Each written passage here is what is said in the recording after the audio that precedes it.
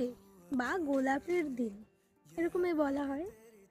তো নিজের কাছের মানুষ বা ভালোবাসার মানুষকে ফুল দেওয়ার জন্যে আসলেই কি কোনো ডে সেলিব্রেট করা দরকার আছে? আমার তো মনে হয় না। আজ শুনলাম যে এই সুইগি, ইনস্টামার্ট এইসব দিক থেকে, তারপরে নর্মাল রাস্তায় ফুলের দোকান থেকে প্রচুর ফুল বিক্রি হয়েছে, আর ফুলের দাম মারাত্মক।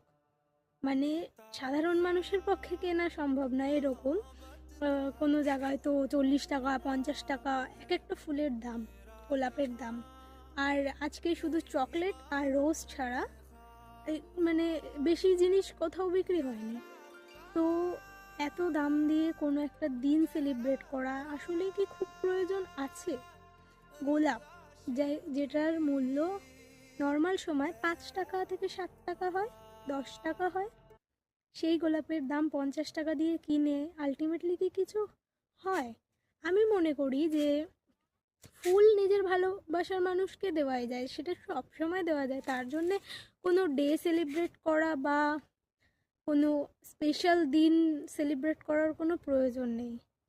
তো আমার ভাবনার মধ্যে এটাই আসলো যে কাউকে ফুল দেওয়ার জন্যে কোনো ডের প্রয়োজন নেই, স্পেশাল কোনো দিনেরও প্রয়োজন নেই। ফুল তো সব সময় দেওয়া যায়, তাই না?